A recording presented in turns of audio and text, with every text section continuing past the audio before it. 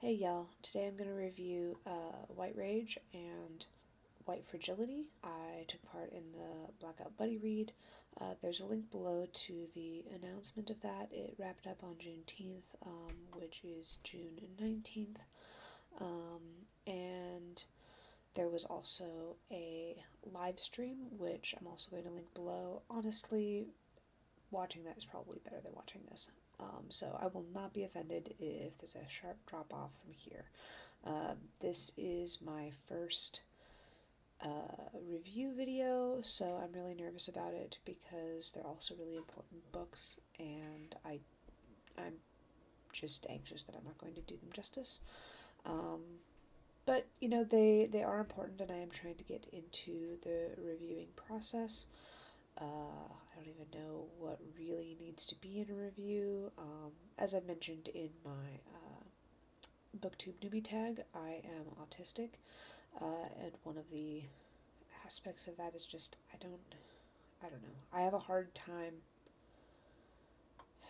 expressing the synthesis that I do get out of things. I don't know, I turn very inward, and so I want to start by saying that both of these books deeply impacted me, so I really appreciate that this Blackout Buddy Read was put together. Let's get started. So I rated both of these books 5 stars. I think that White Rage ended up actually being really close to 5 and just a little bit under, but I think that because there's going to be a lot of 1-star reviews that are just racist bullshit, and because I think that it's highly likely that the things that didn't quite do it for me were due to the format that I read it in, and I do plan to reread it, that it's fine for me to give it a 5-star. I read both of them via audiobook because that's how I could get it done in time for the buddy read. Especially with, ordering things and whatnot, like, I'm a slow reader. It was the only way it was going to happen. So, I think that going forward, I'm going to try to avoid reading nonfiction via audiobook, unless I'm just trying to get like a surface level understanding and not try to really dig in and get it. So like in my actual co-pile when I first started, it was really close to 5, but not quite 5. I'm rounding it up to 5. For those reasons, I do plan to reread it in physical form and do co-pile again, and if it's a 4 at that point, then it can maybe be a 4, but I imagine it will probably be a 5. So, White Rage, what is it about? It goes through Black history in America through the lens of White Rage, looking at every step along the path, how when Black folk started to get any sort of progress, how there was always this backlash of White Rage, people who just didn't want to accept that and didn't think it was okay, and just wanted, like, not only were angered by that, but so angry that they wanted to do something and interfere and make things worse for Black people. And they showed it as very much a cycle. They showed it, not they. Well, I don't know Carol's gender. Probably she. I should look these things up. Why did I not prepare? Because I don't know what I'm doing. This is my first review video. Anyway, she lays out this very clear pattern of Black people being able to make some progress, and then white people being angry and insecure and having all of these feelings about their world changing, and how that turns into, like, just terrible atrocities. And how, like, in several of these cases, white people just didn't even care about the ways in which they also got hurt. Like, Brown v. Board. So she goes through um, Reconstruction, Great Migration, Brown versus Board of Education, voter suppression, what we're dealing with right now with Trump. Trump is definitely a backlash, as was like just even as was the midterms, like the whole Tea Party baloney. But yeah, so like with Brown v. Board, right? Like there were parts of this country that decided we're just gonna not have a public school system so that we can avoid treating black people fairly. Like, what? What? And I really like that she goes into how that leads to us not having an educated populace and how that puts us at risk on the global stage. Like, white people are not above shooting themselves in the foot to avoid black people succeeding. Seriously, y'all. But yeah, so anyway, the book is great. It has lots of very specific details, and it is very much looking at that lens. Of course, U.S. history is very large. There's a lot more to it.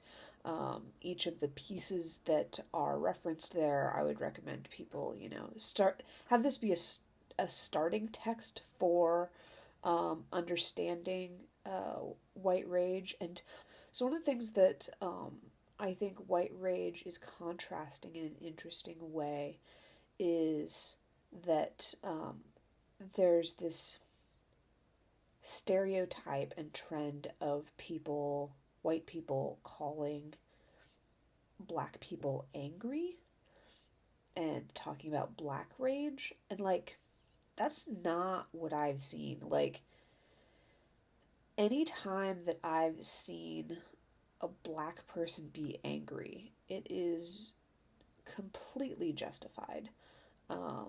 And if I didn't know it was justified in the time, it's because I didn't have the full picture. And when I did get the full picture, I was also angry, right? Like, I was way less contained about it. And so I like that this is about white rage and how white rage is really the problem. Black rage is a totally reasonable, understandable response to the circumstances. And it doesn't even show up as much as would be completely reasonable. Like, if the roles were reversed and white people were oppressed at even just the tiniest fraction of what black people experience and have experienced for ever, like, there's no way that it's 10 minutes. I need to move on. But yeah, White Rage. Great book. Highlighting major problem. And I highly recommend it. Like, you should read it. If you are a white person, read this. Okay, so the other one is White Fragility. Oh, I should mention, White Rage was written by a black woman. White Fragility is written by a white woman. Robin DiAngelo wrote it, and it is kind of like an explanation and a self-help book for white people, I feel. It's very much for white people. In the Blackout Buddy Read live show, there were 4 participants, hosts, that talked about just all sorts of different things. Yeah, it was very clear that, like, there wasn't really much for black folk to get out of White Fragility. You all know this. You know that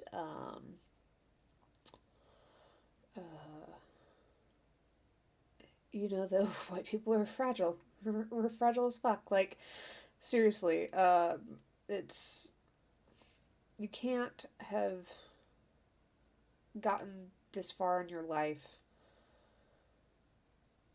and not known that white people are fragile as fuck. One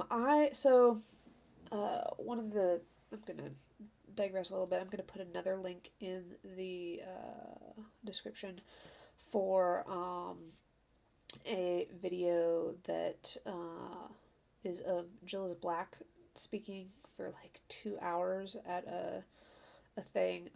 The Blackout Buddy Read live stream reminded me of a section of this video where her response to, like, her internal response to white people being up in her comments asking her for things, right? Like asking, what should I do? What should I do? I want to be an ally, blah, blah, blah, blah, blah.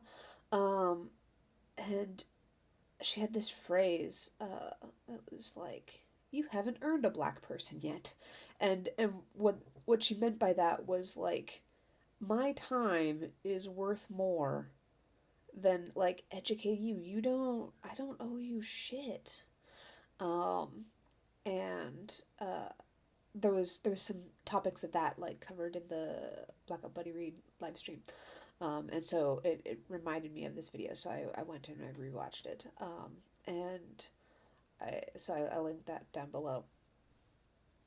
But where was I even going with that? I don't know. Anyway, white fragility. So white people, yeah, we've given up a lot of potential depth of like personality and culture in exchange for whiteness.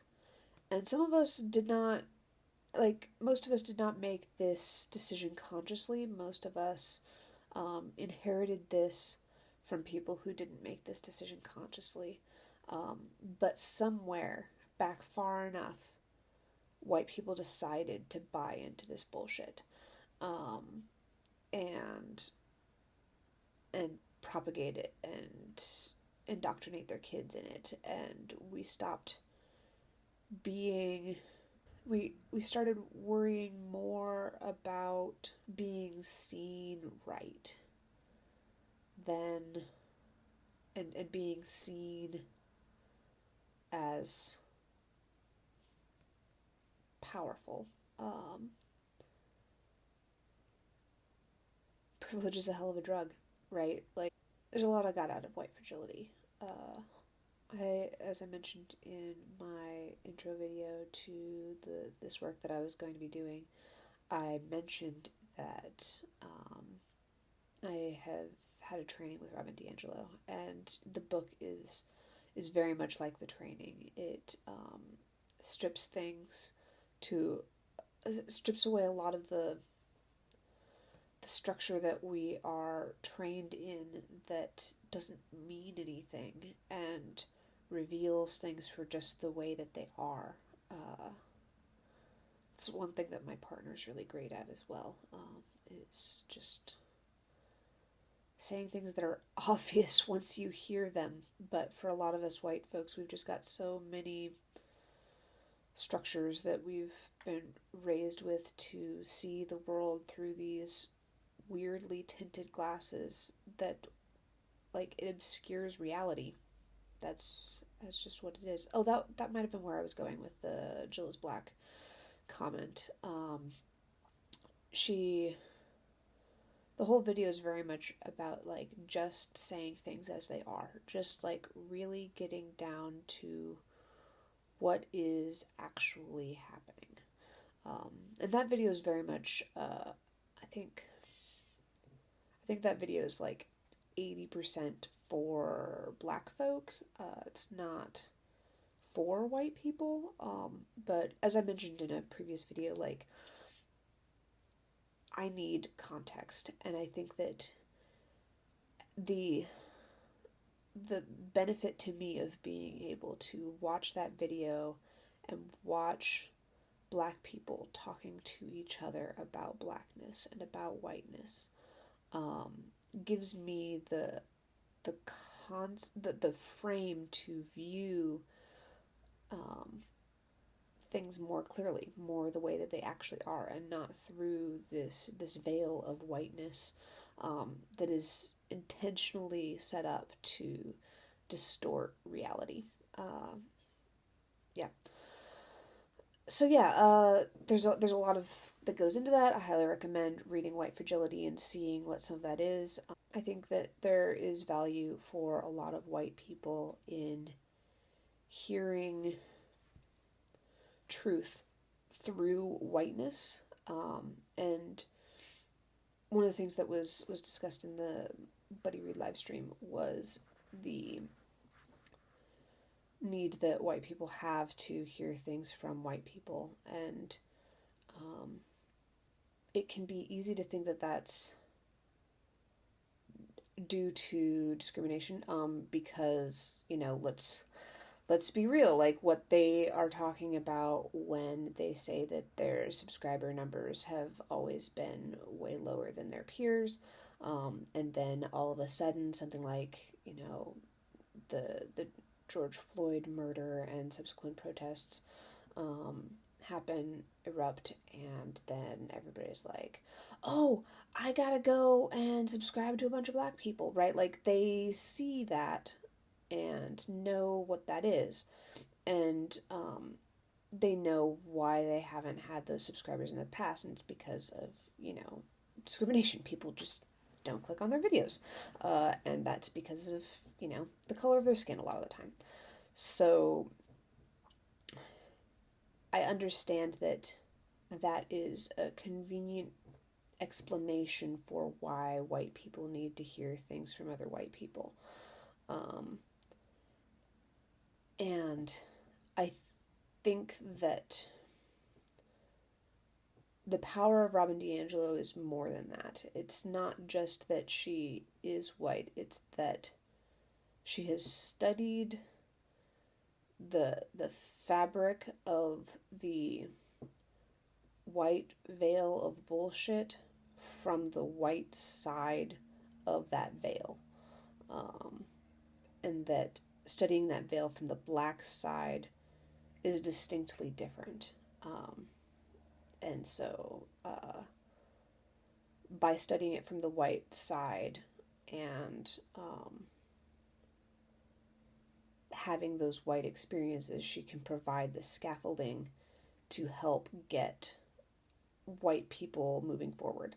And she can do it, she can both provide, like, next steps that push us forward, while also not letting us rest.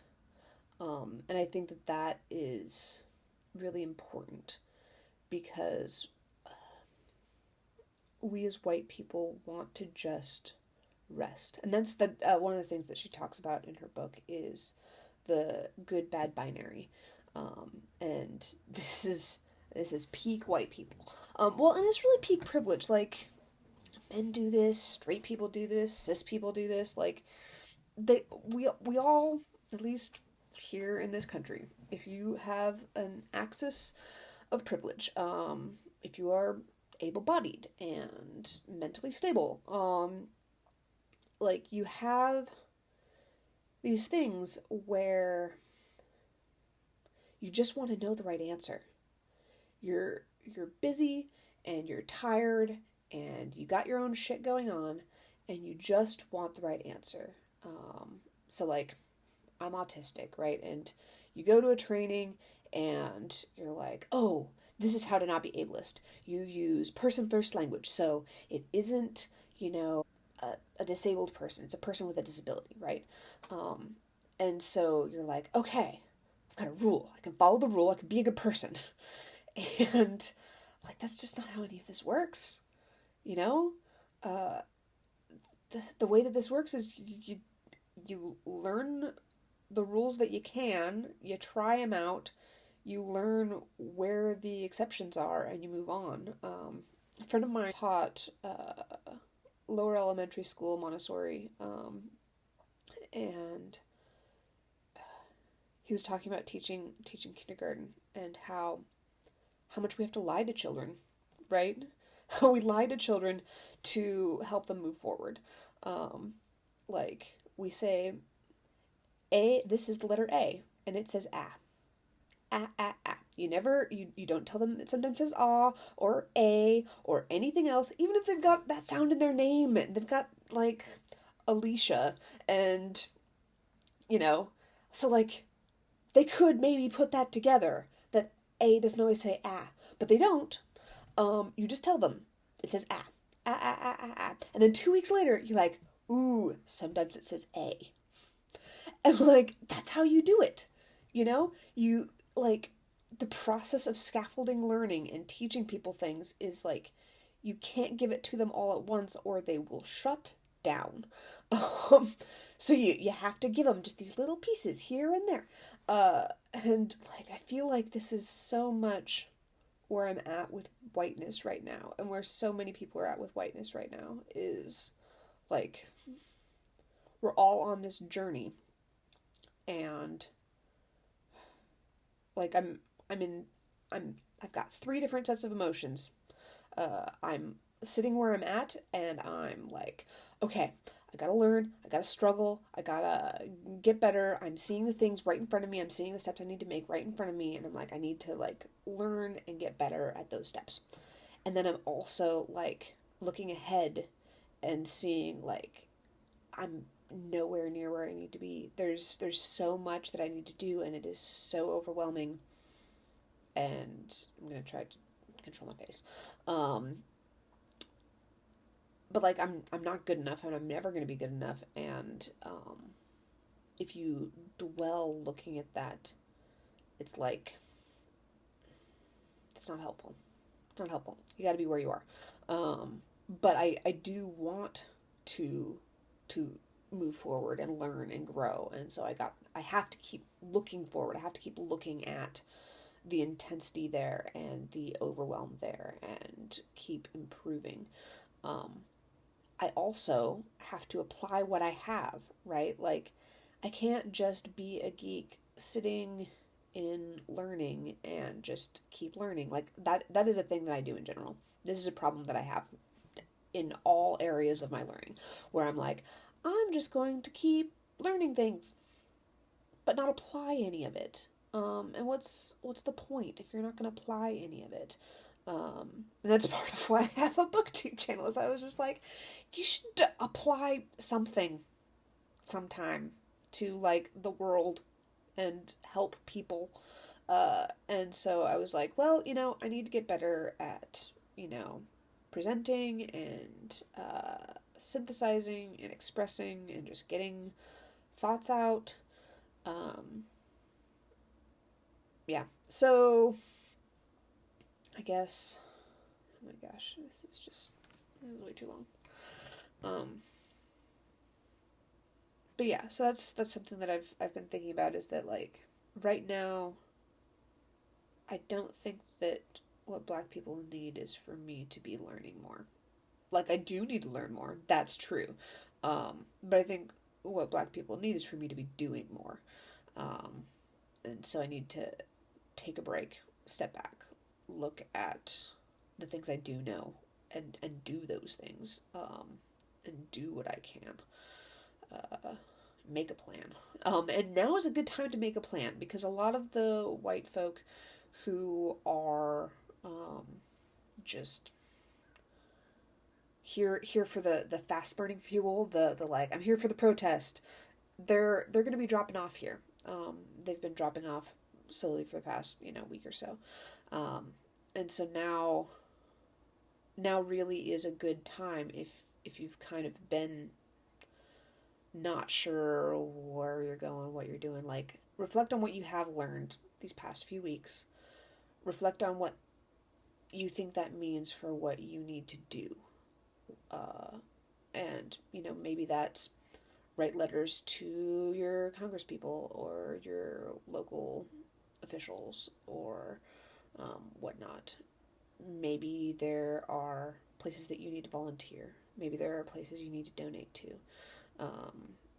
So, do your homework. You're on BookTube. You're a reader. Think about your strengths. think about what you can provide, and go do it. And look for Black people already doing it, and see if you can support what they're doing, not just do your own thing. That's another part of that good bad binary, is you're like, either I'm shit or I'm gonna save everything. No, you're not. You're new to this fight. You're new to this fight. You don't know what you're doing. I don't know what I'm doing. I have a bad habit of falling into this binary. I think that my autism plays somewhat into that. I think that, yeah, I used to be a fundamentalist Christian, and I think my autism predisposes me to fundamentalism as an abstract concept. Like, I want to know what the rules are, and I want to pursue them to perfection, and yeah, so I just, traded in one set of fundamentals for another, and that's just how I live my life. But, I'm trying to be better. But yeah, so like the good bad binary, you're not, if you're a white person, you're not going to be saving anything. Like, you're just not. So just see where you can help, and do what you can to help, but don't expect to be wildly successful. It's I had this metaphor that I shared with a friend a few years back. I like thinking of school as a metaphor, thinking of, kindergarten through graduate school, right? And so, like I was talking about with, telling kindergartners A says at, and then slowly transitioning to sometimes it says A, sometimes, nuance. There's things, there's context. And one of the things I told her is I was just like, I feel like right now I'm in that awkward phase of middle school where I know more than I can show, and I'm not a responsible adult. I shouldn't be left to my own devices out in the world. But I could probably survive just fine.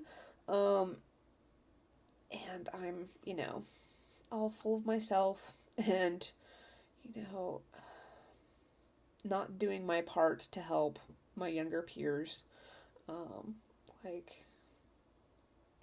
I'm impatient with the kindergarten through third grade classes, even though there would be a lot of benefit in me going and helping them.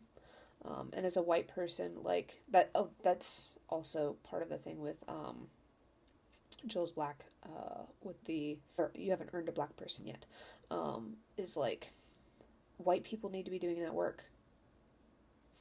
Black people are busy, and they don't owe us shit, and it is our job to be talking to our white friends and family and people in our community and moving them forward. And it's